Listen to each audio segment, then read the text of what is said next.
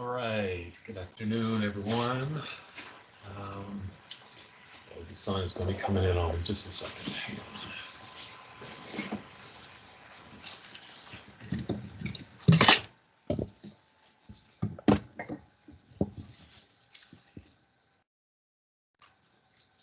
on. Okay, so happy Thursday, happy sunny Thursday after more wetness. Um, how are we doing?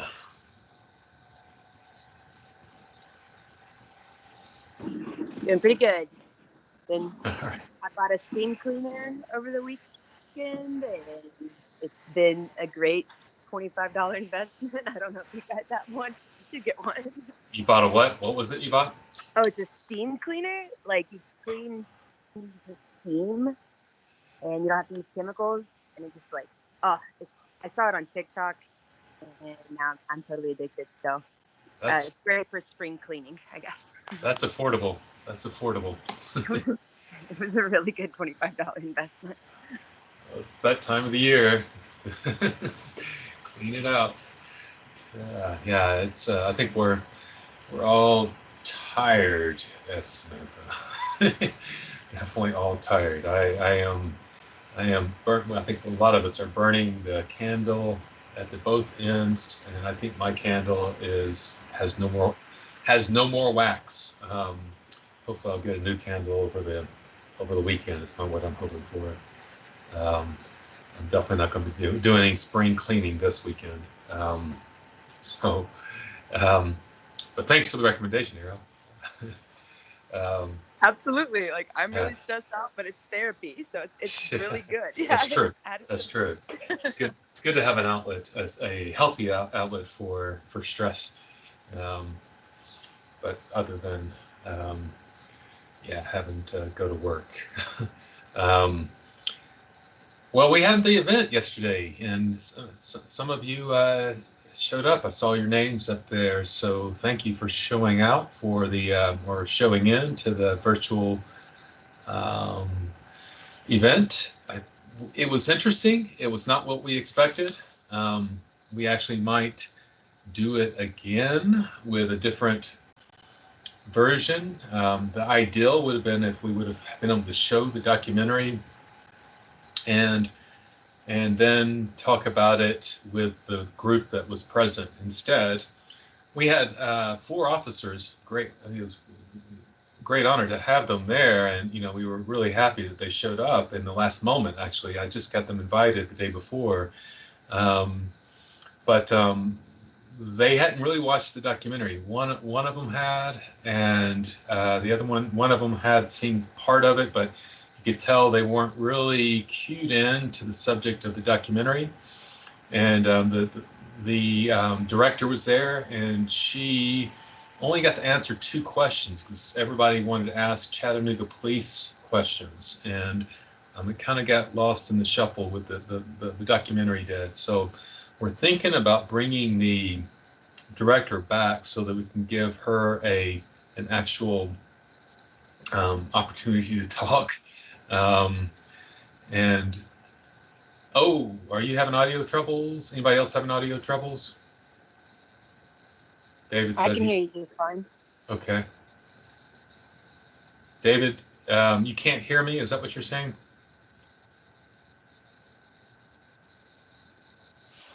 You might want to. Can you Yeah, yeah. Back out and try again. That's a good idea. You got to sometimes make your computer access to give Teams access to your computer's audio. That sometimes is a problem. It happens all the time. So it happened actually in the event yesterday. We had a technical problem. We had a 15-minute delay, so it got started late. It was a little rocky, but there was a lot of interest. Um, Sometimes you sound like Max Headroom, but it sounds clear to me. Okay, good, good. Yeah, it's a little surreal world. Live in that world of Max. Um, all right. Any questions? Any comments? Anybody in the event yesterday that have any reflections?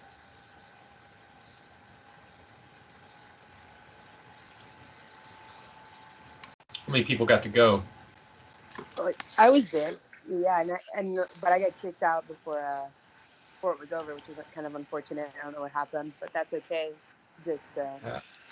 it was. I absolutely agree. I think we discussed about that a little bit, like how it was interesting to see the women continuing sort of the culture of the police women here in Chattanooga continuing or trying to integrate with that culture still. Like, I don't know what I expected from a police officer woman. I mean, I would imagine that was it. They were like very progressive in their thoughts about policing. Mm-hmm. It was still uh, very what you would expect any police officer, male or female, to really say about it. In my perspective. Yeah, yeah. It's interesting. I mean, police will have a culture, whether you're a female or a male, and that culture tends to be very much well dictated by a certain dynamic that develops not only through the academy but also through on-the-job experience, and um, it formulates your personality. It creates um, yeah, it creates an element that is it's kind of, in a sense, as far as American culture, it's somewhat universal within America for law enforcement. But then you watch the documentary and you see the female police culture in Minneapolis before they basically all were taken out of their leadership positions.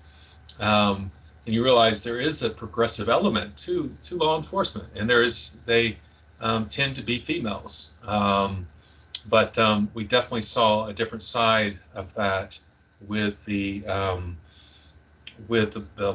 Chattanooga police that were there. I mean, we heard from one particular officer the most, and so we got her perspective quite dominantly. But there was actually a officer who I didn't expect to be there, and she was commenting things in the chat, and I think she has she said that she didn't tell me, but she told a colleague of mine that she's kind of she can't really voice her opinion. Those that are progressive, that are law enforcement, have progressive ideas.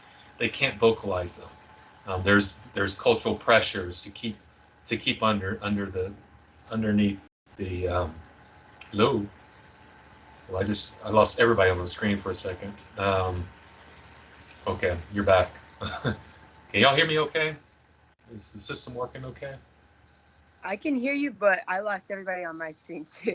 I hope I Okay. didn't do that somehow. No, I think we're cool. I think we're good. But anyway, yeah, it's interesting, and maybe we'll have this again later in this, and probably not this month, but I'd love to have that director back before long, though. So I'll let everybody know. Um, yeah, Smith, I'm sorry. I think we'll get a recording. It was recorded. Um, and definitely, if you didn't get to watch that documentary, I think you can still watch it and submit a reflection paper. I don't know if our access to that has terminated, but I think it's still alive. But check it out. I think it lasts for 30 days. Um, so we need to jump into, we're a little behind. I think I'm sharing my screen now. Make sure here. Okay, just unshared it. I need to share it. All right, so and we have today is the 30. Oh, it is April the 1st. Man, that totally escaped me today. We are in April 1st. Happy April Fool's Day. I forgot to pull one off on you, but yeah, the 6th is the last day of this unit. So next Tuesday we'll try to wrap it up. The exam will open up on the 7th and go through the 12th. And we have a research paper coming up due. That is going to be happening in very shortly, 2 weeks. So get that on your radar, and ask me any questions now, um, and before we get too late into the due date, close to the due date. For the Dropbox for the reflection papers, also have due on the 12th. The We'll look at one of them briefly today. Great, David. I'm glad you can hear. Sorry for the technical problems. We've all been there. Welcome back. um, and we have, as far as the two assignments, the kinship pedigree and the changing gender for a day reflection paper, due on the 12th. Okay? Any questions about the schedule?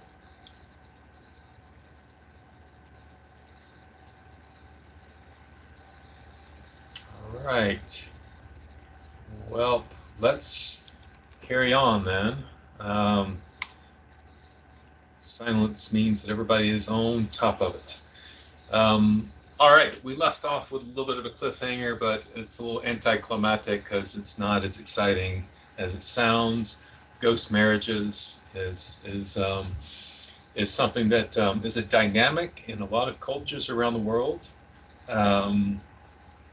and still is practiced today. And it is about being married in a sense to a ghost, in that you have a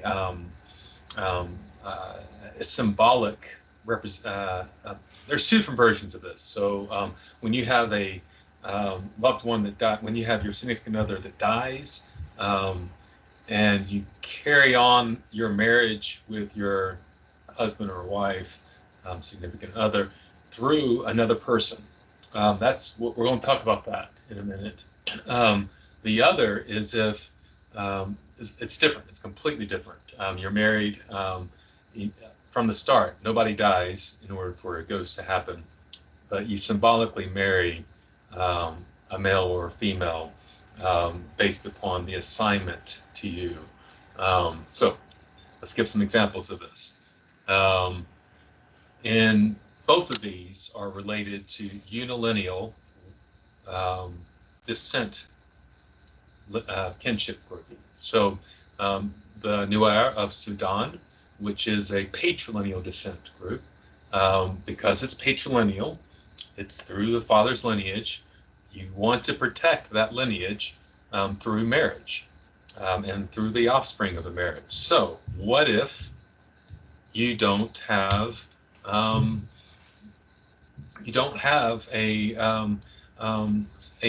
male in your lineage? There is no male son to carry on the lineage. Well, a daughter takes on the symbolic role of the husband and marries another woman who will then they will hire out a male to come in and impregnate the woman and carry on the lineage.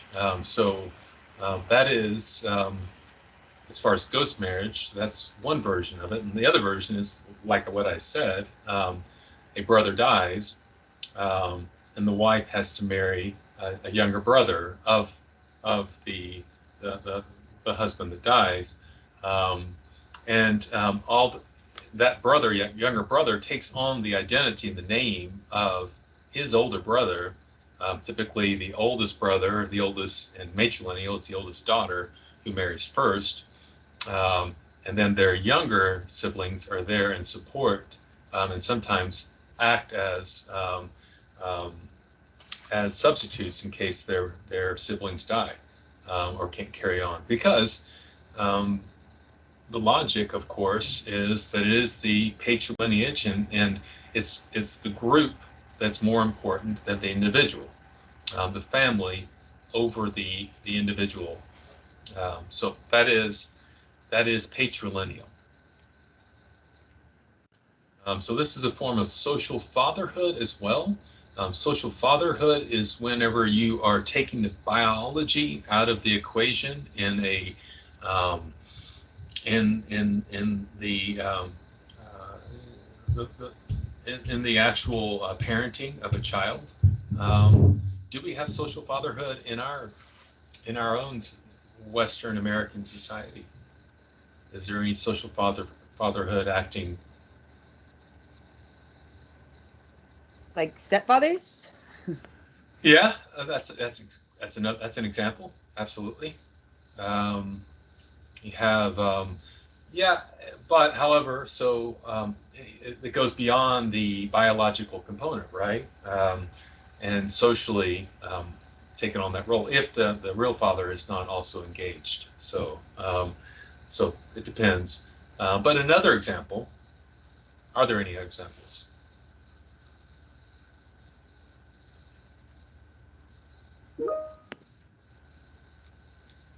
Okay, mentors in boys clubs, absolutely. There's definitely some um, boys and girls clubs that's happening. Um, yeah, bring emphasis. The last names comes from the dead husband when there's no male in the lineage, even though they bring in another man. Right, comes from the dead husband. Right, exactly. That's what's happening, um, because it is the oldest son that carries on the lineage in some traditions. Exactly. So what about gay marriage in our culture, where you have adoptions, no example, but gay marriage is definitely when you have two men who adopt. They tend to adopt, but sometimes they also get a female to come in to carry one of their babies. Um, so the other one is so that's one version. Two women who have a man come in. Um, so this is it is in a sense it's happening just in a different way here in the United States and other parts of the world as well. So for the female lineage, the matrilineal, this is something that is very the mirror of um, uh, no daughter. So if you have no daughter and you got to have the female to carry on the family's name, um, the son is kind of symbolically split in half. I know it's hard to grapple with, I guess, unless you are a Kwaka Waka Waka person, you really would be hard to identify with this. Um, but the half side of a son takes on the side of a daughter, and through that um, symbolic gesture, um, that's how the lineage is carried on. I can't get into the weeds on exactly how logistically that happens. Even more so, I can't really explain. I need to do some more research. But also, if there are no children at all, um, the father can marry off his own foot. His foot becomes a symbolic representation um, for the female's lineage. So yes, whatever it takes, the family must carry on um, through the matrilineage. Any questions? I apologize about that emoji there. That was my son. I promise. Yeah, yeah. Well, It it's was definitely appropriate. strange. It's definitely strange, right? It definitely is a little bit outside of our comprehension and understanding. And again, logistically, I'm sure they have a system for making that work. And yeah, I really can't say much else about that. But that's what's happening. Um, so associated with ghost parenting, ghost fatherhood, and ghost um, marriage is widowhood. So we mentioned this already, but widowhood is something that both when a husband dies and when a wife dies, if it is um, a male, a patrilineage, it's called a levirate system. So it's if the male dies, then the husband dies, then obviously they've got to do something. And the sororate is the legacy of the female. So in both cases, when the spouse dies, a younger sibling steps in. Um, and the emphasis again is all about the family, all about the family. It's a way to make sure that the family, the two families that have come together in partnership for these two individuals to be married, that relationship continues on. Um, and it's interesting. You can see some of this evidence in Middle East culture in general in the Bible. Um, Deuteronomy 25. If brothers are living together and one of them dies without a son, his widow must not marry outside the family.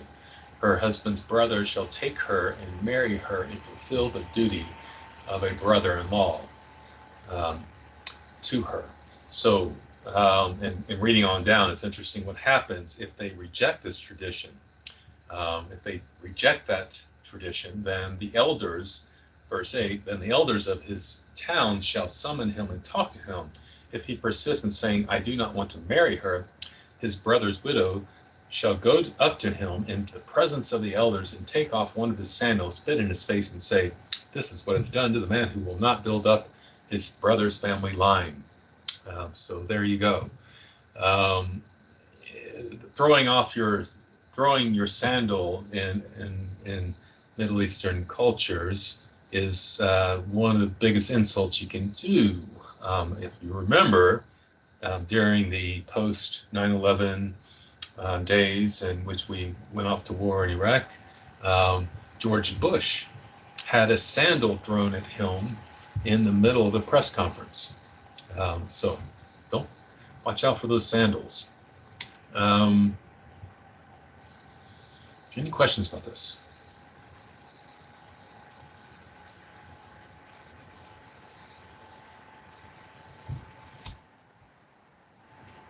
All right. Yeah. Well, even more interesting.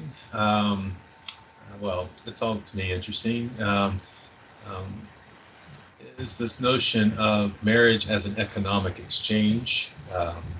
There are two different primary forms of economic exchange that we cover in this chapter. One is bride wealth, and the other is a dowry. Um, which tradition are we in European Western descent? Which tradition are we most familiar with, or are you familiar with? I would say bride wealth, like dowry is like when you kind of pay to get married, right? Like you pay for somebody else, but like bride wealth, you marry into. Like my sister married a very wealthy lawyer and lives in Malibu now. We come from nowhere, so like. Yeah. So both of them have some sort of economic exchange. Um, it is different, however, in what direction the wealth is exchanged towards. Um, in European tradition, actually, Europeans still do, in some little small corners, practice dowries. So we're going to cover dowry second, but um, it is still, well, let's hold off before I we talk about examples of how it still is somewhat practiced even in America. Um, I don't think we're aware of the roots of it, but it's still sort of somewhat alive without this awareness. So bride wealth is when the husband's family gives to the wife's family some sort of um, package of gift, and it can be financial, it can be in the world of subsistence and farming, it can be something related to whatever is important to that culture. But it is, in a sense, it's like the husband recognizing that the wife is leaving the her family, and in her stead, a gift is being offered. Um, it definitely has a sense um, of patriarchy, because it's kind of treating this wife as a product, to be replaced by another product. So it's got, both of these actually are echo of patriarchy and treating females as a economic entity.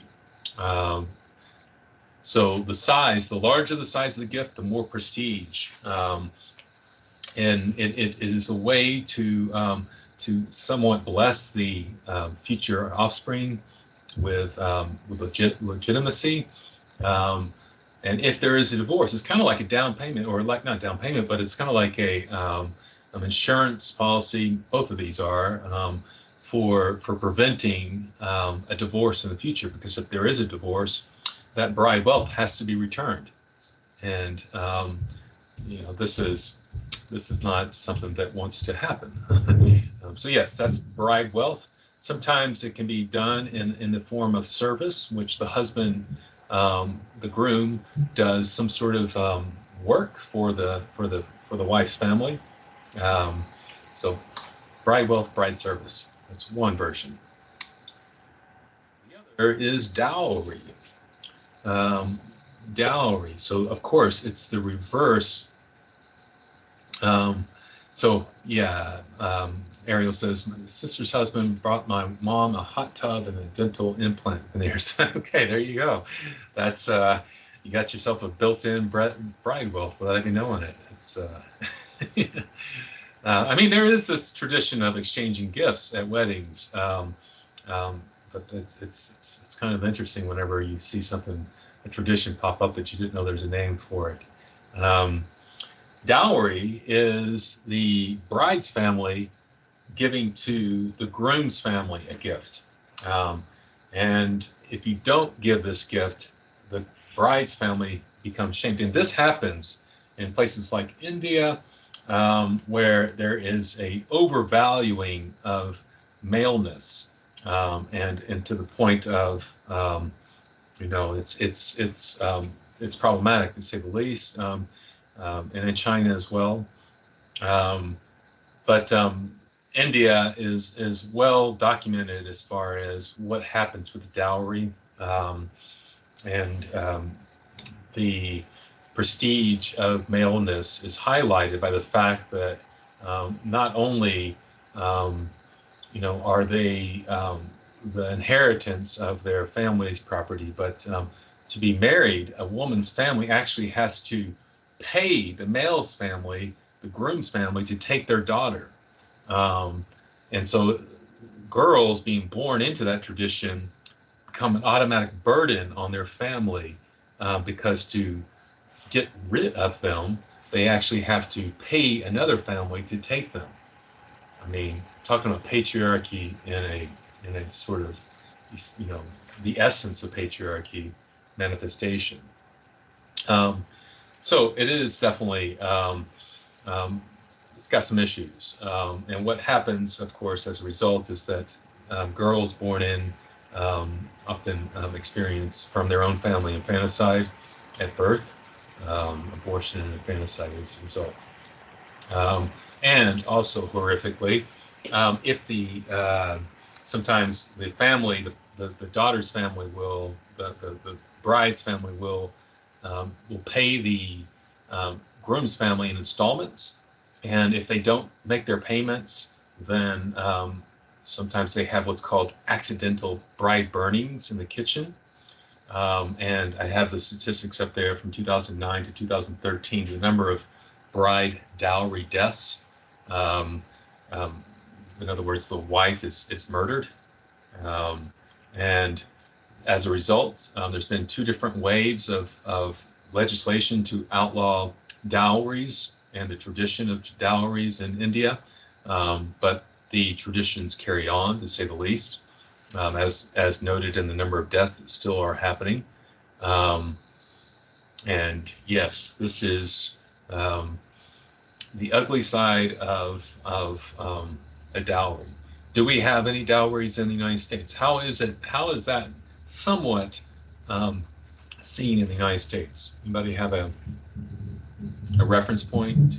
Are there any expectations from the bride's family to the groom's family in the United States?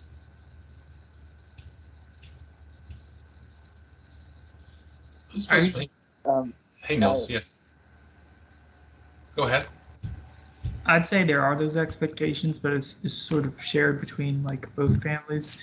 It's like you're expected to pay for a wedding and all that, and Right. It's the bride's family. There is the expectation that the bride's family is supposed to fund the party and the wedding that goes along with um, a marriage. So it's still embedded to some degree. It's not necessarily rigidly followed, of course, but that is kind of like the informal expectation still. But it's not.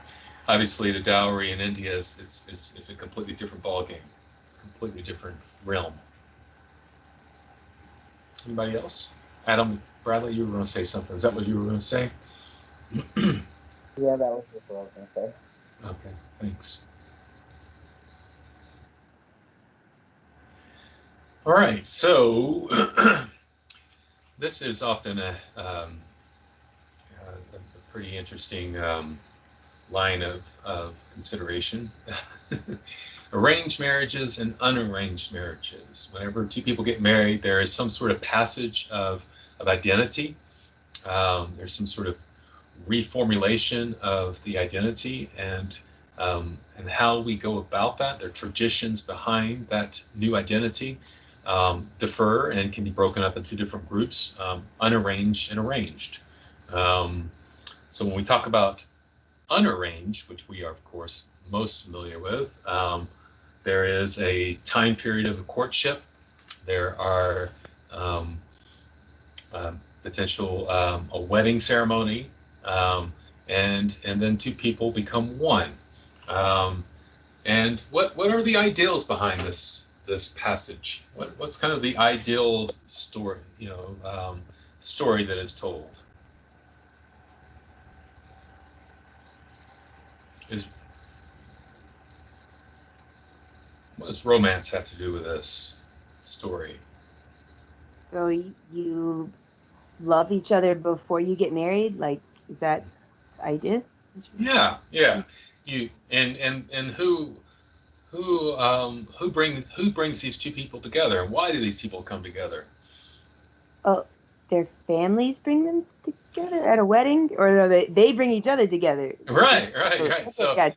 think of Western culture. We idealize this notion that we are choosing our partners. It's our choice because we are in love, and there's romance, and there's this flame that is uniting two people, and then the families meet, right? Um, and so these two individuals are priority, and it just happens that the two families come together. That's kind of like the sort of the ideal.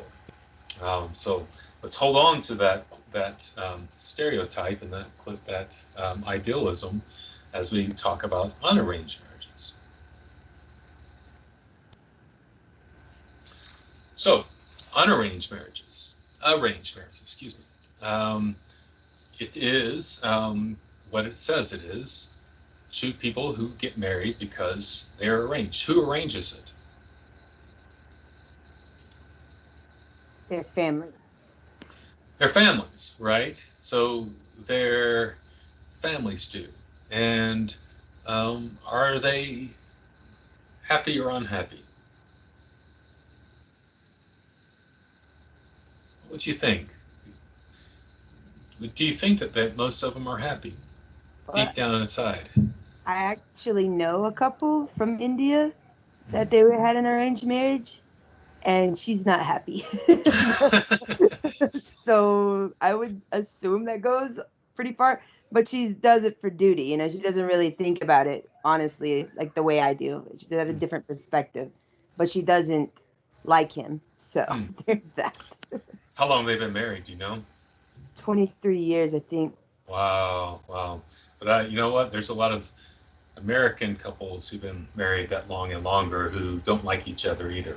So, Absolutely you true. know, so, so I wonder if they've had periods of time where they were happy. Um, let me just play some of this. This is an interesting clip. I don't have a lot of time, but let's look at this, and hopefully it will play.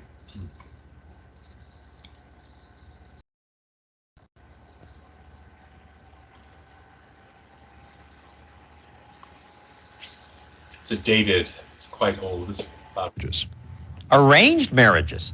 Now, I've grown up in a culture where we follow our heart, our love map when choosing whom we marry. Most of us shop around, date, maybe live with someone until we know them well enough to propose. Still, normal as that seems to me, in half the countries of the world, arranged marriage is the norm. Still.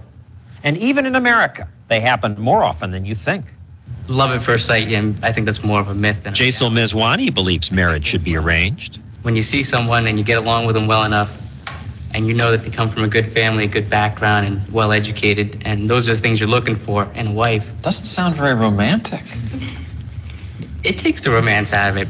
Yeah. Jaisal married Asmita Mezwani this spring.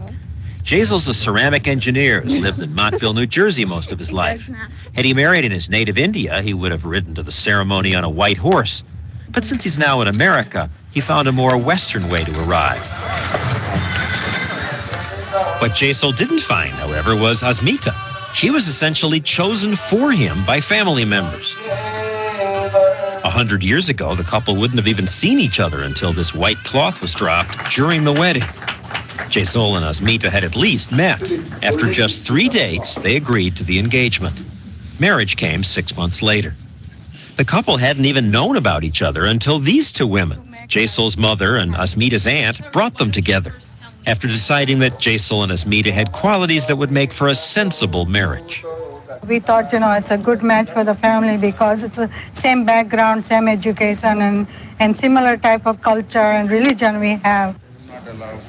But what about love? We believe in love after the marriage, not love before the marriage. Jaisal and Asmita had just returned from their honeymoon, a week in Hawaii, when we interviewed them and others who offered to explain arranged marriage. So how does that work? Your parents know better, and then you fall in love with who they pick? It's not so much better for them to get involved. It's just that it's another way of meeting people. When you agree to an arranged marriage, you're at a level of commitment that you're not when you're just dating. That is probably an alien idea for many Americans, the notion of duty and responsibility, being hooked with our sexual urges. But I think, in fact, that's much more viable in the long run. How miserable for the kids, forced to marry.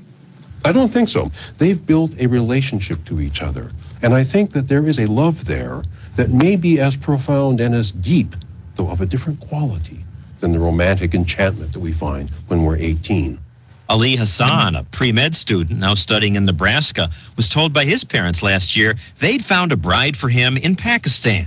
If he married her, they said, it would help end a family feud. Ali discussed this with his friends at school. And they, I understand, said to you, are you nuts? They were like, it's a violation of your basic human rights. They were giving me all these things. He flew to Pakistan and married this 18-year-old girl without ever meeting her first. I saw her half an hour after I was married. You got married without seeing her? Yes, because you see, the ceremony was done in a house that is divided between a women's section of the house and a men's section of the house. But they made me sit down. They introduced us. And I liked her a lot, actually. What did you like? She's gorgeous. I mean, she was all I wanted. Innocent, very, very, very, very Eastern. And that's what I wanted. In a few years, she'll join him in America. If I do find things that are not good about her, I'm going to compromise. I'm not going to ruin her life. She's awful? What if she's... How can... She's only 18. How awful can you get at 18? She could be mean, selfish. I don't know about that. Only time will tell when I'm with her. Most here were skeptical of American dating. Coming back to the point. Sing Young is single and lives in New York. And you say the purpose is to get to know your partner. But we never really do, because in the dating game, we try to put up the best appearance that we can. We are trying to impress the other person, and that's not who we really are. So it takes a whole lifetime to get to know your partner. Well, how do your parents know? We are their kids, and they know our temperament. They know what's better for us. Seema Kuku says her American friends aren't finding good husbands by dating. Because they're not looking at things that really matter in marriage. Seema grew up in America and at age 27 got tired of dating and let her Iranian parents arrange for her to marry an Iraqi man, Kelly Kuku. They decided to marry after dating just 3 weeks. We liked each other, and it just worked out that we really did fall in love. Love comes. You You have to tend to it. Love just doesn't come like that. What's wrong with the American way? You date a lot of people. You don't look for the right things in the person. I mean, if it's so good the American way, how come you have such a high divorce rate? She has a point, though it may be that divorce rates are lower in other countries because divorce there is so unacceptable, if not illegal. Wouldn't it be better if we could marry for love and find better ways to make those marriages work? Okay, reactions.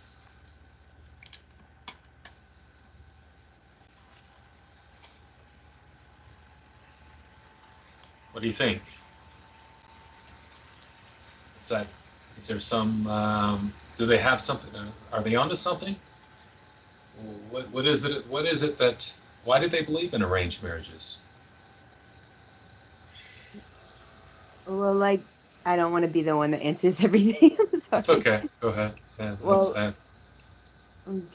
what it's interesting to me. That's all. I really like this class. So that's.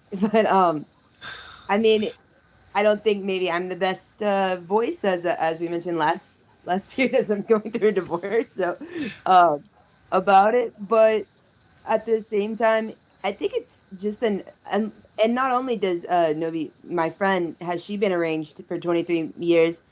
But her mother, who cooks for us very often and is a very sweet woman, she and her husband have been married for like 55 years. They actually followed her over here in America. And they've been together for a long time. And, you know, they get along just as well, I suppose, as you know, many other American. I think it's just another way to do it. Like, at first, it's a little bit offensive to me because I feel like they are taking away like your basic human rights to decide, like, what if you're gay? You know, what do you do in that situation if you're not even, you know, attracted to that same sex? So yeah. I mean, it is a completely different orientation. I doubt if arranged marriages will ever lead to same-sex marriages.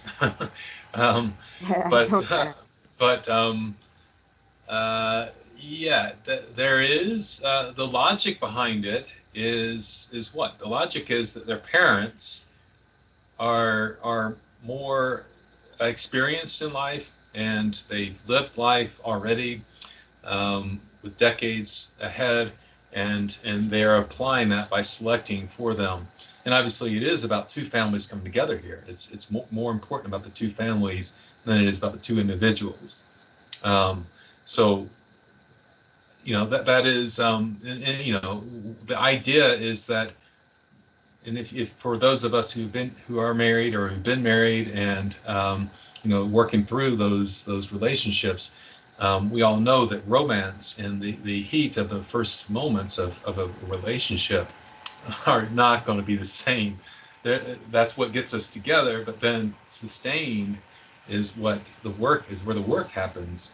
And yes, you know, you can look at the divorce rates and say, whoa, there's an issue there with American divorce rates. Although there's a little bit of misunderstanding, there is this number of 1 out of every 2 marriages are into divorce, but that statistics is very misleading, because what they look at is the number of divorcees and the number of people who are married in 1 year. But you think about it, the number of people who are married is melded into a pot of marriage population is huge. The divorce population, you know, that's taking from the pot that was once married, and so it's not 50%. It's more like 35 to 40%. It's not 1 of every 2 people who are divorced, who are married or divorced. Anyway, that's a little side note. But also, divorce is a little misleading in the other cultures where they have no divorce or very little divorce. India, 3% divorce rate, because, you know, that's where you also have bride burnings. So take that with a grain of salt. So yes, it's hard to say as far as looking at divorce rates, but definitely one question that I have to ask is do we have true, in American Western tradition, do we truly have individual choice in who we marry? Is there any selection happening for us? that is culturally driven. I mean, to some degree, though, not as much as in India, for instance. Mm-hmm. How is it selected for us here, though, Nils? To what degree? Well, I mean, Oh, you can talk. Go ahead, Adam. Bradley. I was gonna say the first thing that popped into my mind is the in groups of like race or culture inside of America, like the expectation to marry within that. Yes. So look at we'll talk about this when we get into race and ethnicity in the coming chapter. But racial grouping, ethnic grouping, there is still pressures to marry within those groups. Religion, and even more overriding, I believe, is class. So, and also you think about it, most people, not everybody, I'm somebody that I when I was in my early 20s, I came very close to marrying an African-American woman, and it was to the horror of my parents for about 5 years. And but most people date people who they think are going to be liked by their parents, and so they are calculating. We calculate our marriage and our significant others, hoping that we're selecting people that are going to be liked by our parents. So there is socially, we are channeled into certain niches, right? We're channeled through economics, through work, through school, through religion, through race and ethnicity, into certain directions. And so our exposure to other populations are going to be channeled, where we intersect with others are going to be channeled as well in those same groupings. So there is definitely some arrangement there that is more informal, but definitely still are being arranged. Any other thoughts or questions or comments about this?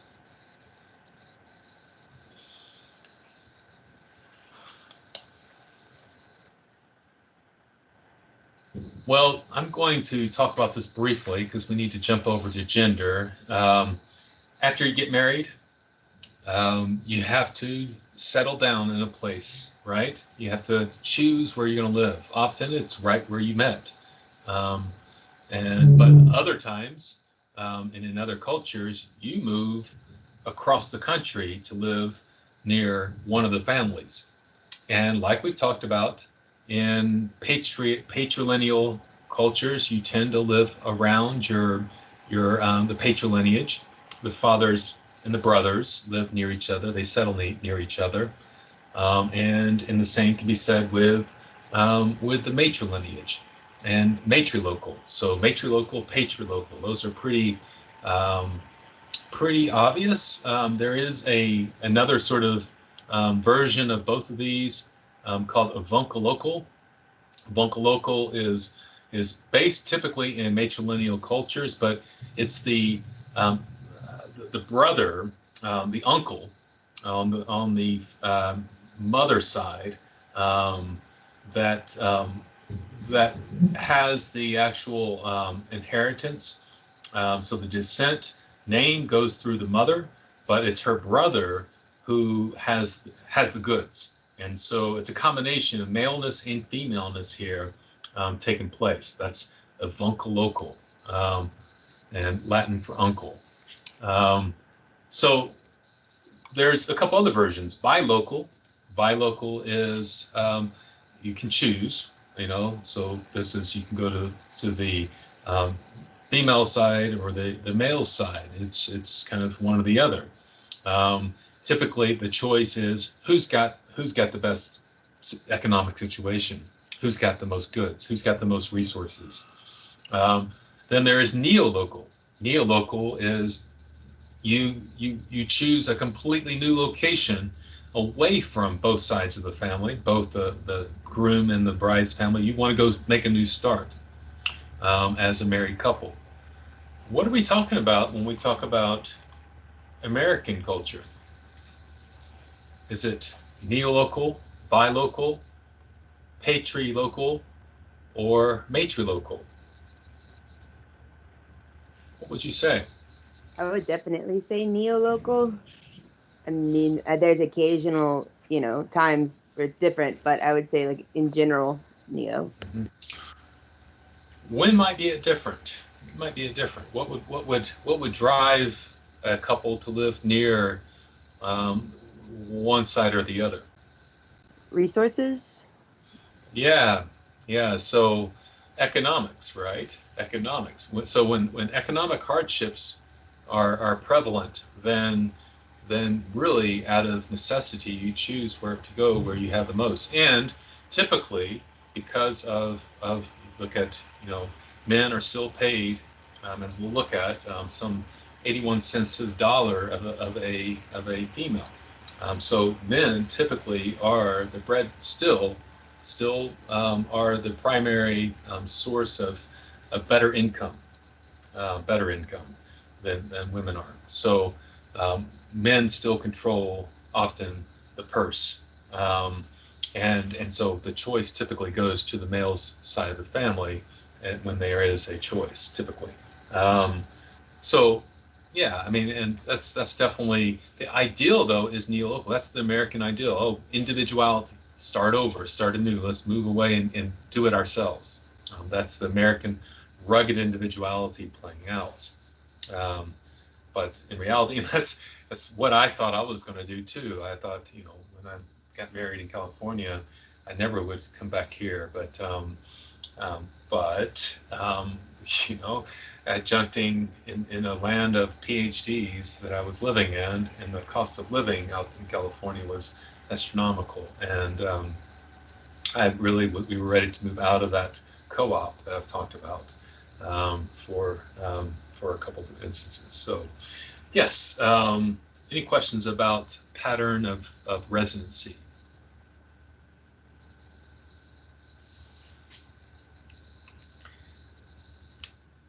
All right, well, let's jump over to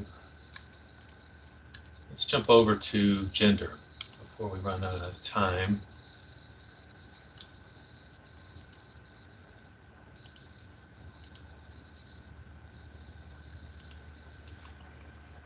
Okay, gender is another example, of course, of culture, and one that is kind of difficult to step away from in seeing it from an anthropological perspective. But hello, Caroline.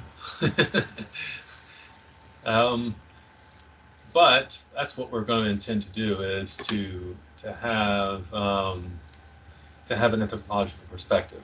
So I want your exercise for this chapter is to write a reflection paper on if you are female and you woke up male for a day, what would you do?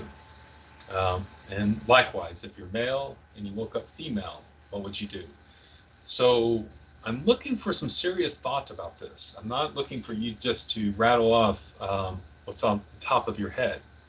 I want you to think about the power dynamics that would change for you, and how you live that day accordingly.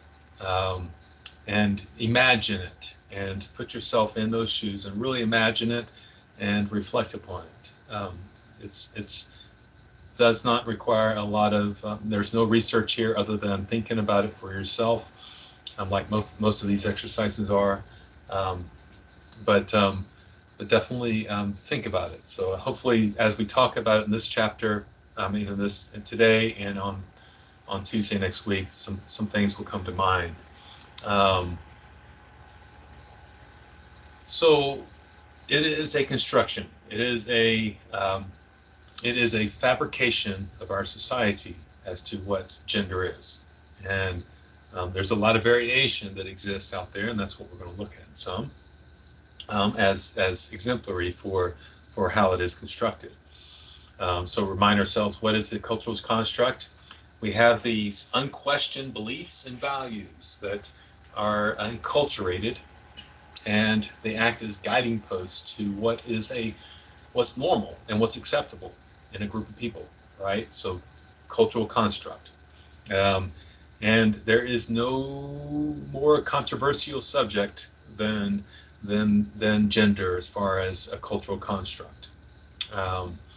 So let's take a look at this. Where does cultural construction begin? Where does these ideals about what are these guideposts? What's the roots? Anybody? Like day one, what they put, colors they put on you when you come out of the hospital, I would think. Yeah, well, you've got kids. Did it happen on day one, or did it happen before day one? Oh yeah, I guess you're right. Yeah, before day one. Yeah. Well, like, yeah. Did you find out? Yeah, the naming. Did you find out the gender of? Oh yeah. Okay. So there you go. You set yourself up by finding out, or by not just finding out, but telling others. If you don't tell anybody, you can somewhat protect yourself from it. But we intentionally did not find out for both of ours the sex, the biological sex, so that we weren't get flooded with gifts of pink and blue. And you know, got a bunch of green stuff, you know. So you know, what do you? It's the only way. So people start giving you gifts and formulating ideas of what your baby should be somewhat like before you've even given birth to them. So absolutely, it begins early on. And so the treatment of babies, and so when they are born, not only is it about the clothes that they wear, but how they're treated and the expectations of their behavior. And so we're going to talk about this more in detail, but definitely what happens for gender. This is going to be a common thread that we'll follow in this chapter. When there's expectation, when there's differences in expectation between what is happening privately in the home and what is happening publicly in society, there's differences in expectations for you because of your gender, then there's something going on there that is associated with our cultural construction for expectations, and definitely there's often a strong, I would say, hypocrisy as well. So we'll definitely have a conversation about that later. So maintaining of the roles is something that you see happening around us in all kinds of ways. But you know, definitely when we look at the commercials.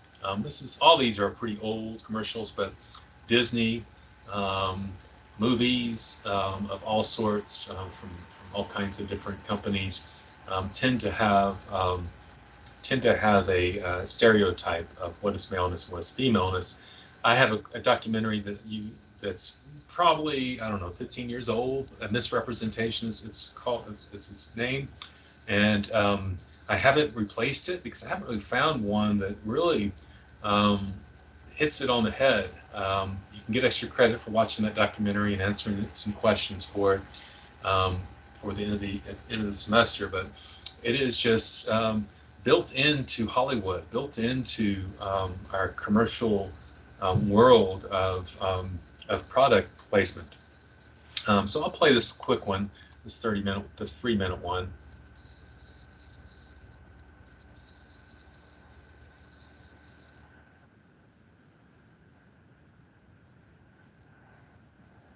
There's no sound. Oh. Had coffee. I heard that. Sorry.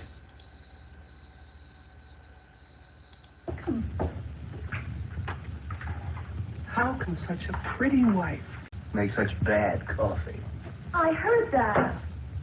Old Spice body wash can't block odor for 16 hours. What? This one does, dummy. It's super powerful odor blocker body wash. Oh! Power! Odor blocker body wash is too powerful to let this commercial in. Building kick. Explosion! Power!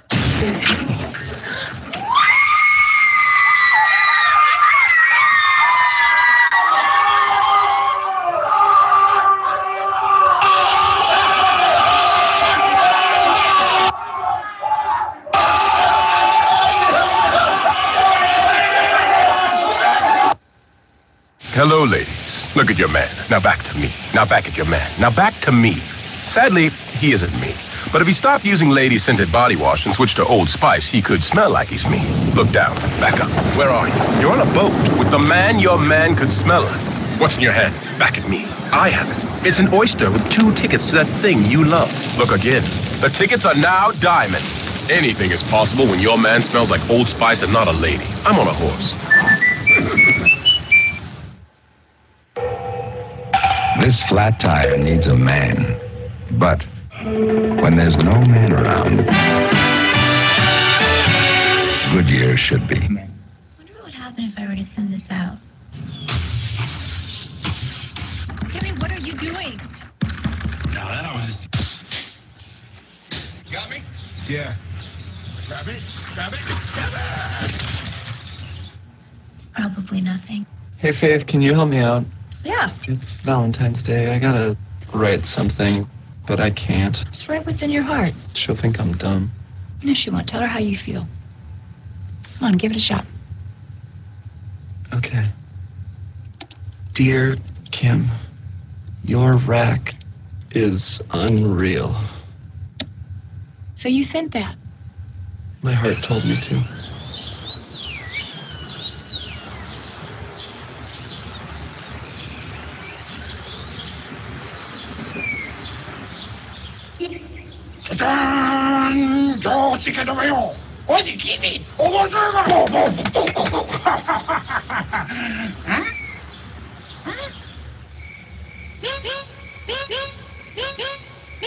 Shut up and sleep with me, camel. Why don't you sleep with me? Shut up and sleep with me, camel. And sleep with me. Shut up and sleep with me, camel. Why don't you sleep with me? Shut up and sleep with me, camel. And sleep with me. Shut up and sleep with me, camel. Why don't you sleep with me? Shut up and sleep with me, camel. And sleep with me. Shut up and sleep with me, camel. Why don't you sleep with me? Shut up and sleep with me, camel. And sleep with me. So, does this still exist? These are mostly pretty dated, but is it still? Does this bring up any reference points of more present moment?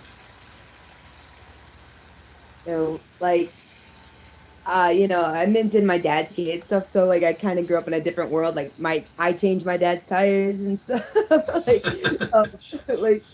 But my kids, I just didn't have patience about the gender. But I have 3 boys. I very much tried to, give them every opportunity they have to be themselves. And it's interesting to see what they do. Like I let them play with, Barbie. Of course, I gave them whatever they wanted, but then they would take the Barbies and they would like run them over with trucks. It's amazing what actually, like, I don't know, looking at 3 very separate personalities, what really it's just interesting. But so like you go to McDonald's even to this day and they'll ask if you want a girl toy or a boy toy, and like my kids want the Barbies sometimes, like they want the Shopkins, and I have to and I say, you mean either the Pokemon or the Shopkin? And like, of course I don't make a big deal out of it, but it's embarrassing for them to think that their preference is gendered,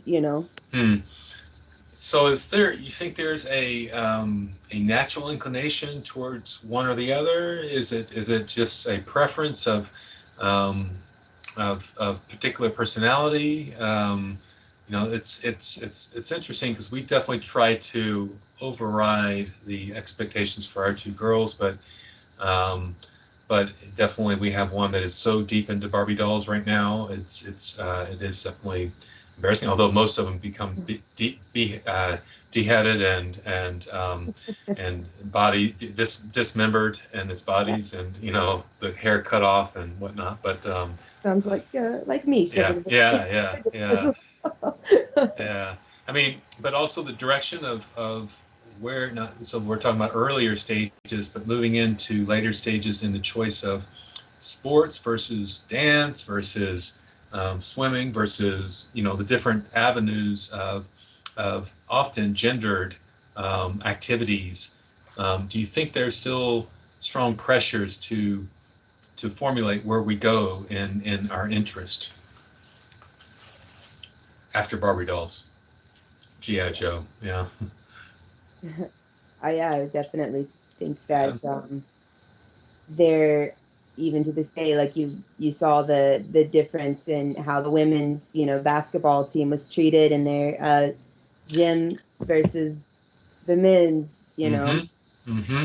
That's right. That's a great example. I completely forgot about that. And they were the men's gym. This was the is it the Olympic team? Was it the Olympics or the what was the arena that we're talking about? That was the Olympics. It was the Olympics. Thank you. And the men's team was decked out with weights and all kinds of gear, and the women's team was just like a small room with bare essentials, nothing much at all. Yes, Samantha. I mean, the basis behind that is going to be because women's sports are not as highly sought after as men's sports are. It's always been that way. Yep. And that just comes down to a person's preference. And same thing with the Barbie dolls, or like my boys would play with feather boas and machine guns. It's the little toy machine guns. I didn't tell them what to pick. I let them pick their own stuff. I didn't take something away from them because I thought it was too masculine. I mean, even as parents, when we're trying not to influence gender with our children, we're still influencing them by pushing that neutral path. So really, I've just gotten to the point to where I will leave my boys alone and let them decide what they want when they want it, and let that be that. Yeah, because if you push something, then they're going to push against it by choosing the opposite, right? So that's been our philosophy too, is to try to allow for the girls to select for themselves. But there's pressures outside of us too that we can't control. Somebody else, Madison. I think somebody else was going to say something. Hey, can I add to the discussion? Please do. Please. So, me personally, my parents were kind of odd. So, I got to play with Barbie dolls, I played with Bratz dolls, but I also played with a lot of action figure toys as well. I've read comics. I've definitely done. I've played with Legos. I still do. And I'm almost 18. I really do feel like it also comes down not only to parents but to peers as well. I was an only child, so I didn't really have those influences coming in. But for someone else, you've got your friends, you've got these, playing with, G.I. Joe or, whatever gender-based toy. I think that also has a big impact as well. Absolutely. In fact, I would say that your peers are, override your parents' influence quite a bit at a certain stage of life. Yeah, Ariel. Oh yeah, I wanted to add, like, I agreed with that because, like, my sons, I didn't get their hair cut.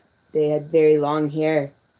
And all three of them almost, it was as soon as they started going into public school. Of course, we did co-ops and things like that where there was never a thing, but it was when they started going into public school that they all wanted their hair cut because, people would say it was girl hair, and that was, I definitely, like, she was saying earlier, like, you don't try to push one agenda or another on them. You want them to be comfortable in their own shoes, even though it broke my heart because I love their long hair, but like, it is definitely peer influence as well. There's standards out there in beyond peers as well with schools, and I just read yesterday about the African American boy who his mom was trying to get him to go to was going to send him to a private, I think it was a Baptist school, and he has dreadlocks, and they will not let him. It's a private school, so they can choose, the rules, but they won't let him enter their school with dreads, and so yeah, I mean the private domain is different than the public domain as far as education goes, and then I guess you could say in institutions in general, but definitely there's all kinds. I guess the point is there's all kinds of pressures from different directions, right? It does start with a family, it does start with birth and how that gets, how those kind of influences, but it quickly evolves to other sources that are outside of our hands, including personal preference. You're right, Samantha, you're right. There is definitely at some point biological boys and biological girls have to choose, and sometimes it's just what they prefer. I'm going to skip through this. This is a chart that sort of breaks down some of the, every time I say I'm going to skip through it and then I pause, I'm like, how can I skip through this? But yes, there's all kinds of expectation differences between male and female as far as behavior, what they're expected. Girls are kind of hovered over, in a sense, more protected. That's one dimension that I think is noteworthy, that they're more thought to be more vulnerable.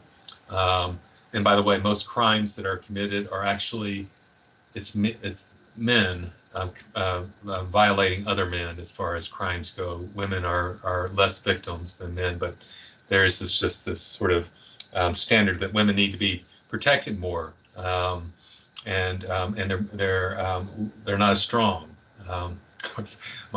If my wife and I ever get into a situation, we'll be behind her. She's been practicing jiu-jitsu for I think 5 years now. She's got like 10 years of martial arts training, and I'm behind her. Okay, so there's definitely it's not all about your biological sex as to how strong you can be.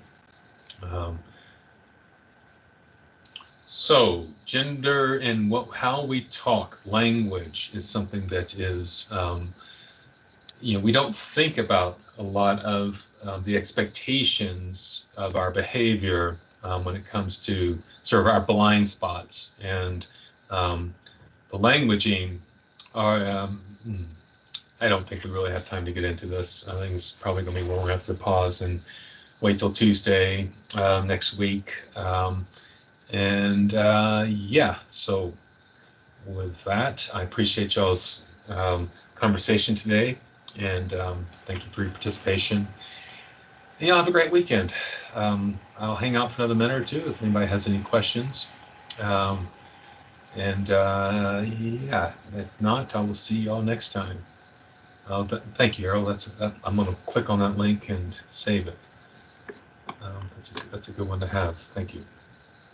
Yeah, no worries. Thank you. Yeah, it's just back to that conversation that I think a lot of the reason why we think that women's sports aren't watched as much is because they're not publicized by the culture that we're in as much either. So it's not necessarily like a